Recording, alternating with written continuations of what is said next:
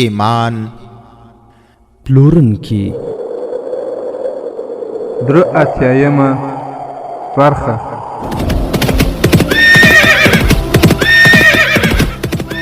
د سلطان صلاح الدین ایوبی رحمه الله د دوران رښتینی کیسې. صلاح الدین پر دغه ځمکه را پیدا کړه، ته یو بل صلاح الدین پر دغه ځمکه را پیدا کړه. الحمد لله وكفى والصلاة والسلام على رسوله المصطفى اما بعد. ورونه د سلطان صلاح الدین ایوبی رحمه الله د رښتینې کیسو په ترڅ کې موږ په مصر کې وو او د یوې عجیبې او غریبې واقعې یو څه جریان هم اورېده چې هرمن دا پلان نیولی و چې د مصر خزانې به راکاږي او بیا به بیرته په مصر کې د مسلمانانو په خلاف باندې استعمالوي، او د دې پلان د عملي کولو لپاره د احمر په نوم باندې یو غدار مسلمان د دوی سره لاس یو کړی و او هغه نقشې یې لاس ته راوړې وې چې په هغو کې د خزانو ادرس و. او بیا مو واورېدل چې هرمن 3 کس صلیبیان را استولي وو چې د مصر هغه خزانې راوباسي، او هغوی له احمر سره پلان جوړ کړ، بالاخره د خزانو پسې ورغلل. هغې خزانې ته 3 کس ورغلل چې 2 مړه شول او مارکوني بیرته له معلوماتو سره د احمر کور ته راغی او دوی په کور کې په خبرو باندې بوخت و. مارکوني هم د هغه ځای ټولې کیسې احمر ته وکړې او هغه ورته وویل چې د خزانې اصلي ادرس پیدا کړی دی. بیا د تیرې برخې په پای کې تاسې واورېدل چې احمر مارکوني ته وویل تر ټولو لږ کسان ووایه، ته به د هغوی لارښود وي.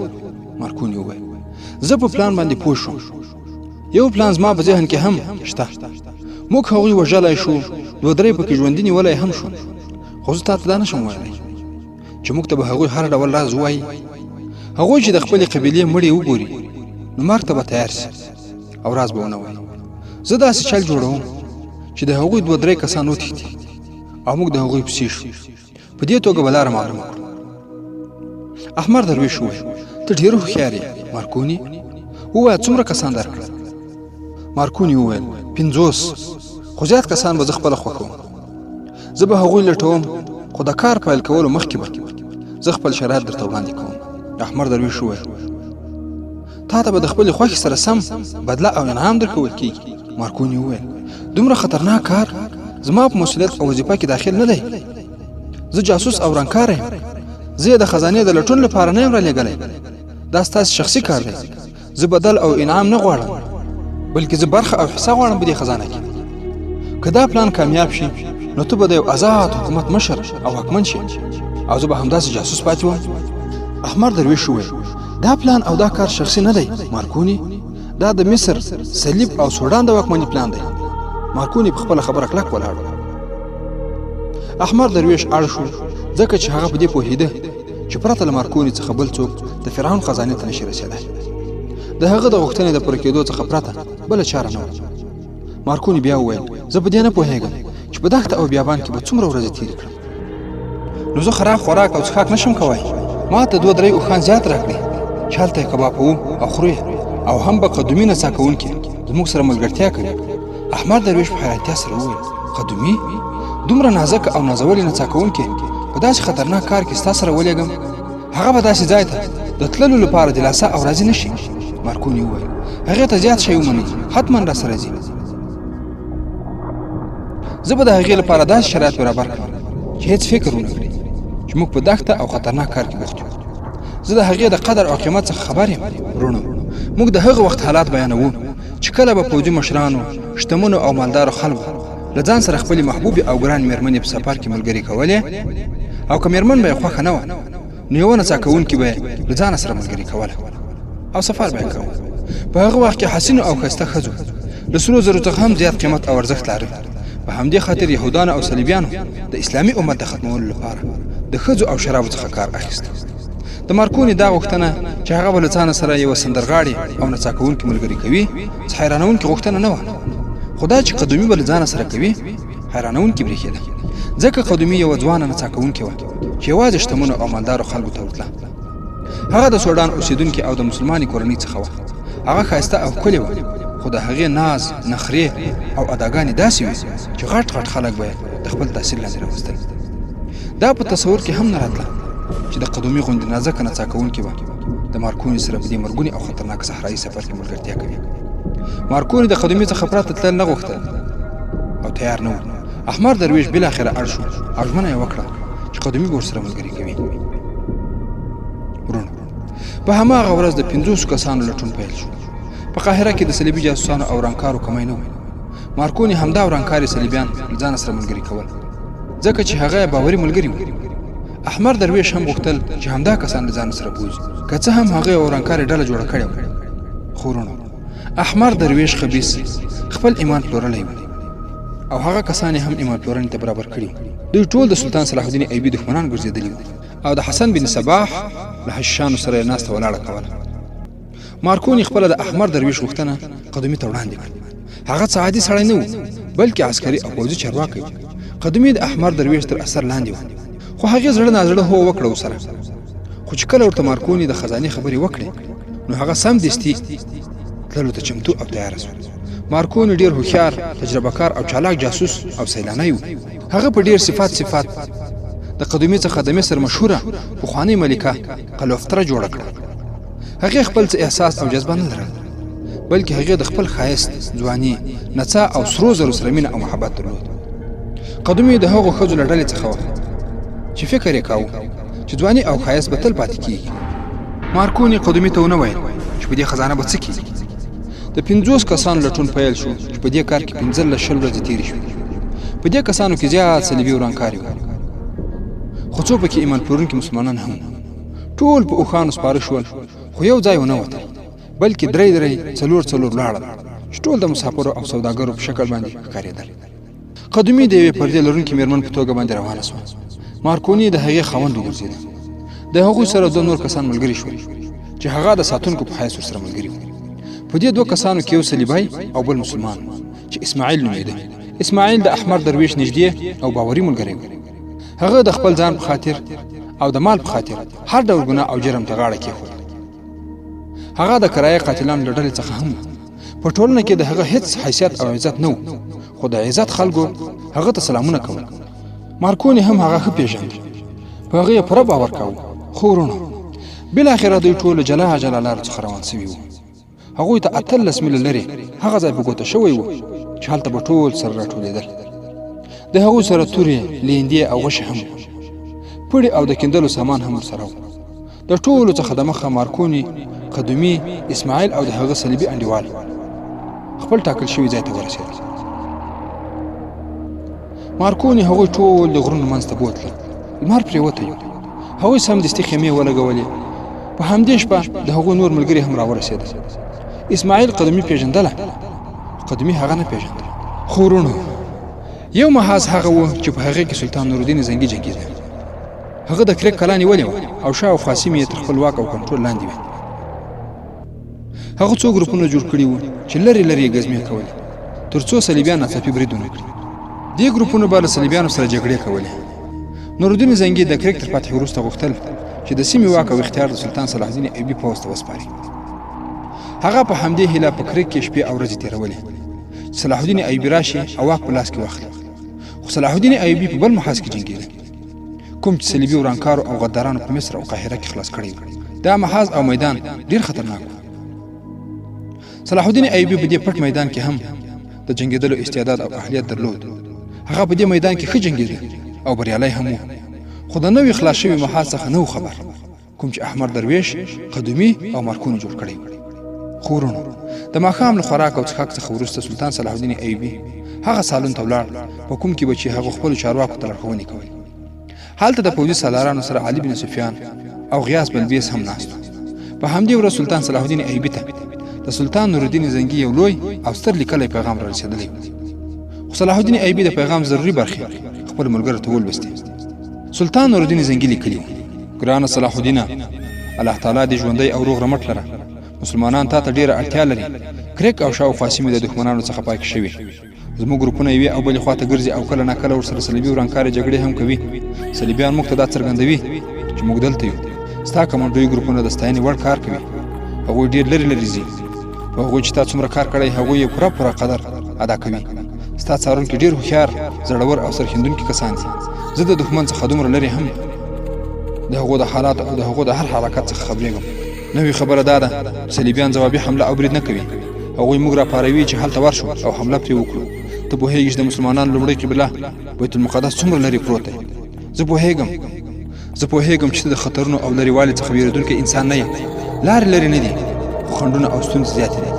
تر بیت المقدس پورې ډېرې کلاګانې باید موږ فتح کړو تر څو بیت المقدس ته ورسېږو. په دې کلاګانو کې څو ډېرې قوي او کلکې دي. هغوی د لومړۍ قبلې د ساتلو لپاره هر لوري ته دفاعي ترتیبات نیولي دي. صلیبیان په دې کوښښ کې دي چې یونانیان، بازنطینیان او فرنګیان دې ته وهڅوي چې د اوبو او سمندر له لارې په مصر حمله وکړي او د مصر په شمال ختیځ برخه کې خپل پوځونه ځای په ځای کړي. تاسې باید داسې حالاتو ته بالکل چمتو اوسئ او د دې حملې د ناکامولو لپاره ترتیبات ونیسئ. له تاسې سره باید لرې ویشتونکي منجنیقونه او اور غورځوونکي غونډارې زیات وي. زما مشوره دا ده که د مصر شمال ختیځه ځمکه او سیمه اجازه درکوي نو دښمن راخوشي کړه، ساحل ته راشي، په لاره کې ورسره جګړه مه کوه. هغوی ته داسې څرګنده کړه چې موږ په هېڅ هم خبر نه یو. کله چې پوځونه راښکته شي په کښتیو باندې اور واچوه، بیا پیاده پوځ داسې ځای ته بوځه چې ستا د خوښې وي. زه ستا د ستونزو څخه ناخبره نه یم. ستاسې استازي ما ته ټول حالات بیان کړل. د کعبې په رب مې د قسم وي که د صلیبیانو ټولې لښکرې او بادشاهان هم راشي نو د اسلامي امت هېڅ نشي کولی. اسلامي امت وینه ورکول پیژني. دا د سرښندونکو امت دی، خو ایمان پلورونکو زموږ پښو ته زنجیرونه اچولي دي. ورونو، سلطان نورالدین زنګي رحمه الله سلطان صلاح الدین ایوبي ته یې خط په ادامه کې پسې لیکلي: ته په قاهره کې بندي یې او زه د دمشق څخه بلې خواته تللی نه شم. ښځې، شرابو او زرو زموږ په لیکو کې درز اچولی. که چېرته زموږ په خپلو کورونو کې قراري وای او زه او ته دواړه د صلیبیانو په خلاف جنګېدو، خو کفارو داسې لارې چارې او طریقې پیدا کړي چې مسلمانان هم کافران شول. دا کافر مسلمانان دومره بې غیرت او بې حسه شوي دي چې د هغوی د لوڼو او خویندو په حیا، عزت، عفت او عظمت باندې صلیبیان لوبې کوي. د کرک مسلمانان په ډېر بد حالت کې وو. د کرک صلیبیانو چې په هغوی کوم ظلمونه کړي وو، که د هغې څخه خبر شي د وینې اوښکې به تویې کړي. زه د قوم خاینان او غداران په څه ډول پوه کړم چې د صلیبیانو له دښمنۍ څخه دوستي ډېره خطرناکه ده. تا افسوس کړی چې زما په لاس زموږ خپل ډېر چارواکي ووژل شول. صلاح الدینه، په دې افسوس نه دی چې ستا په لاس هغوی وژل سوي دي. افسوس په دې خبره دی چې د خیانت او غدارۍ په سبب باندې هغوی ووژل شول او په دې کار باندې زموږ دښمنان صلیبیان خوشحالیږي ځکه چې مسلمان د مسلمان په لاس وژل کیږي.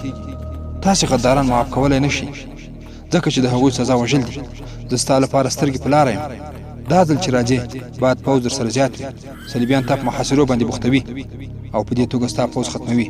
داسې ونه شي چې د بیت المقدس په لاره کې بې لاس او بې پښو شي. ته چې کله راځې نو باید د مصر حالات پوره کنټرول کړې. بیا راشي د سوډانیانو په لوري هم خپله پوره توجه او پاملرنه وکړه. ما ته څرګنده ده چې ته مالي ستونزې هم لرې. زه به ستا سره د مرستې کوښښ کوم. ښه خبره دا ده چې خپلې ستونزې په خپلو وسایلو باندې حل کړئ. دا کوښښ هم وکړئ چې زر تر زره له قاهرې څخه راوځئ، خو داخلي او بهرني حالات په نظر کې ساته. الله پاک جل جلاله دې مرسته کوونکی او ناصر شي.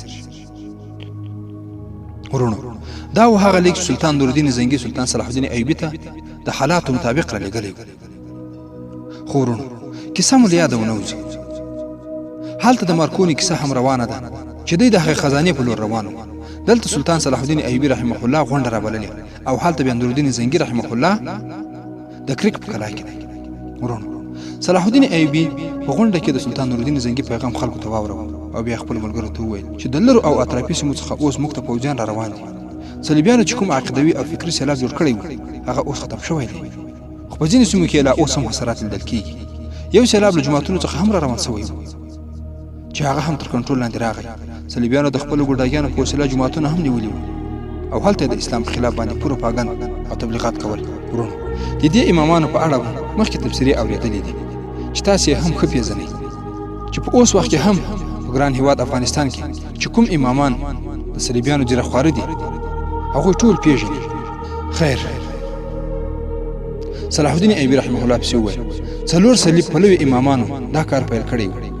دین خپل ځانونه د الله پاک استازي معرفي کول. داسې خلک هم شته چې هغوی نیغ په نیغه د الله تعالی څخه څه نه غواړي بلکې امامانو ته نظراني ورکوي او بیا د هغوی په وسیله شیان غواړي. هغوی داسې تبلیغات کړي چې عام خلک د الله جل جلاله څخه نیغ په نیغه څه نشي غوښتلی ځکه چې الله پاک د هغوی خبرې نه اوري.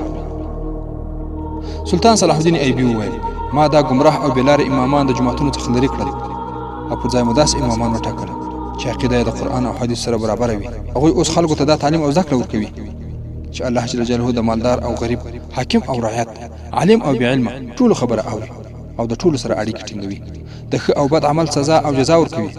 زه په خپل قوم او ملت کې همدا ډول عقیده او فکر لیدل غواړم. هغوی باید خپل خالق او پالونکی وپېژني.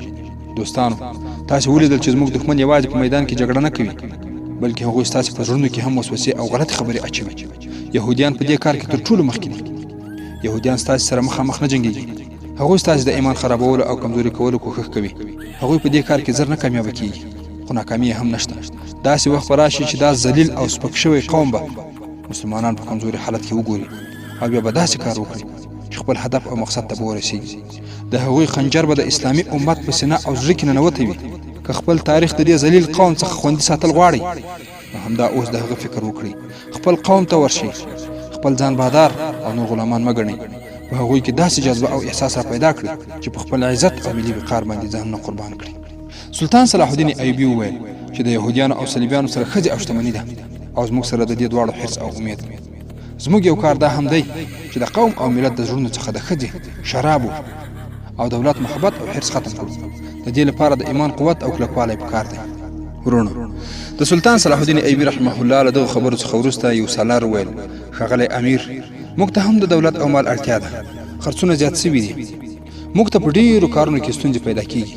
سلطان صلاح الدین ایوبي وویل موږ به یو بل ته لاس ورکړو او ستونزه به حل کړو. تاسې به دا حقیقت قبلوئ چې تل د مسلمانانو سره د مال او پوځ کمبود وي. زموږ محبوب پیغمبر صلی الله علیه وسلم لومړنی جنگ د 314 غازیانو په واسطه سره سرته رسولی و. د دې څخه وروسته مسلمانان د کفارو سره په همدې تناسب جنګېدل. مسلمانان د مال او دولت د کموالي سره نه دي مخامخ، بلکې مال او دولت د څو کسانو په لاسونو کې لوېدلی دی. زموږ په قوم کې هم همداسې کار دی. د کوچنیو ریاستونو د واکمنانو سره د مال او دولت لوی زیرمې او ذخیرې پرتې دي. غیاث بلبیس رحمه الله وویل د مال او دولت ذخیرې او زیرمې دلته هم شته. که ستاسې اجازه وي موږ یو نوی کار پیل کوو. تاسې ته څرګنده ده چې مصر د خزانو هیواد دی. دلته چې څومره فرعونیان مړه سوي د هغو سره په هدیرو کې ټوله خزانه ښخ سوې. دا خزانې د چا وې؟ دا د هغه قوم او ملت خزانه وه چې هغوی یې په لوږه او تنده پرېښي وو او خپل ځان ته یې پرې سجدې کولې. د هغه وخت انسانانو فرعون ځکه الله باله چې هغوی وږي او تږي وو. د هغوی قسمت د فرعونیانو په لاس کې و. د هغوی ژوند او مرګ فرعونیانو په خپل واک کې اخیستی و. فرعونیانو په دې غریبو او بېوزلو خلکو غرونه او غونډۍ کیندلې او په هغې کې ځان ته هدیرې جوړولې. هغه هدیرې نه بلکې د پاچاهۍ ماڼۍ وې. هغوی په خپلو هدیرو کې د مال او دولت خزانې جوړې کړې وې، کوم چې د ملت او قوم حق و. که ستاسې اجازه وي موږ به د فرعونیانو هدیرې ولټوو او لاسته راغلی دولت به د خلکو او عوامو د خدمت په لاره کې مصرف کړو. د غیاث بلبیس په پلوي ډېرو کسانو خپل اوازونه پورته کړل.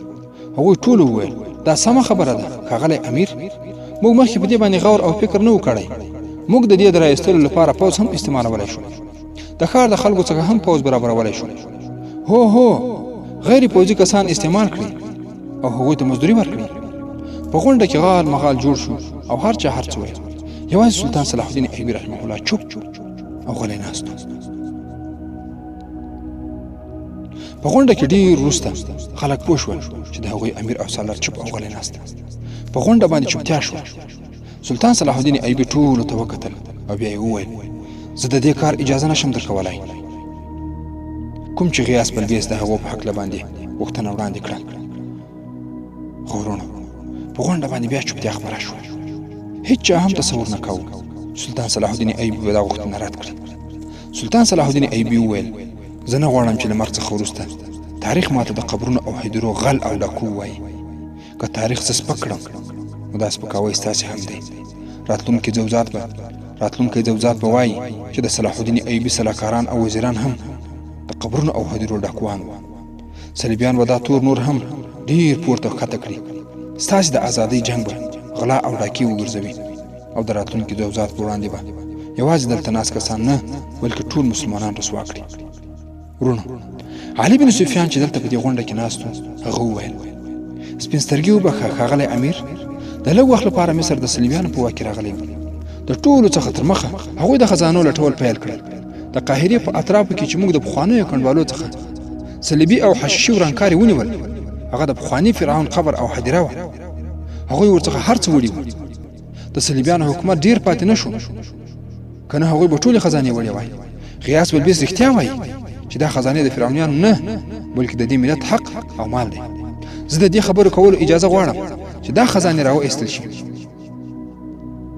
او د نننیو خلکو په ګټه باندې استعمال شي ورونو دا چې د سلطان صلاح الدین ایوبي رحمه الله په دې غونډه کې به اخري پریکړه په څه باندې کیږي او هلته به مارکونی چې د خزانې په لټون پسې روان ده تر کومه ځایه پورې ځي آیا خزانه به راوباسي او آیا سلطان صلاح الدین ایوبي رحمه الله به کرک ته ستون شي او نورالدین زنګي به بیرته دمشق ته ولاړ شي ورونو دې او د دې ته ورته پوښتنو ځواب به په راروانه برخه کې واورئ ان شاء الله تعالی د درو اتیایمې برخې پای